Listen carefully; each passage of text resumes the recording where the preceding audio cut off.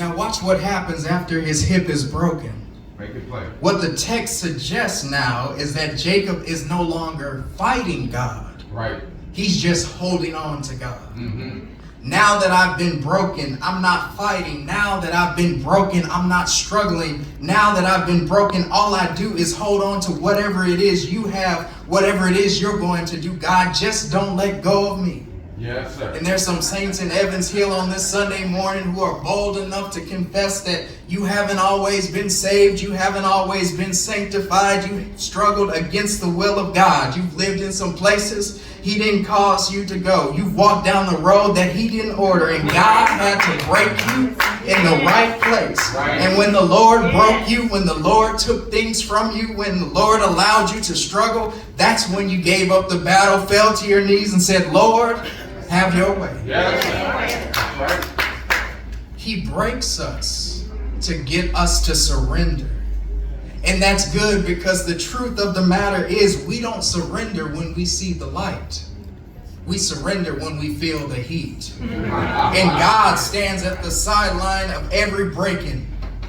Do you hear me? Now that you've lost everything, are you ready to give up yet? Right. Are you ready to submit? And so if God loved you enough to sacrifice His Son to death, Right. surely He loves you enough to break you when you need to be broken. All right. That's true. It's not the God we like, though, church. He breaks to submit and surrender. And I also suggest to you that He breaks Jacob's hip to deepen Jacob's desire for God. Mm-hmm.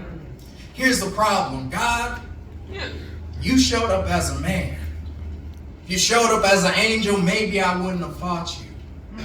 You had on a sign that said, I'm God, I wouldn't have wrestled with you. Remember where Jacob is. It's late at night. He's got the anxiety of meeting Esau the next morning, who's got 400 men coming after him. And in his sleep, somebody jumps on him. Who does he think it is? I'm sure he assumes it's Esau. God, that's not fair. How do you show up in the middle of the night like my enemies? Open up the heavens, let the light shine down and see me. Let me see you descend from heaven so I know it's you.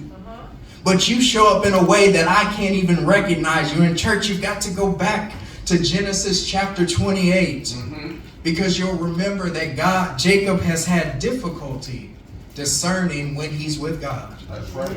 Chapter 28, when Jacob is at Bethel and the Lord speaks to him, Jacob wakes up. And in verse 16, he says this, I was with God in the place of God and didn't even know it. Church, it's a shame to be in the presence of God and to miss it.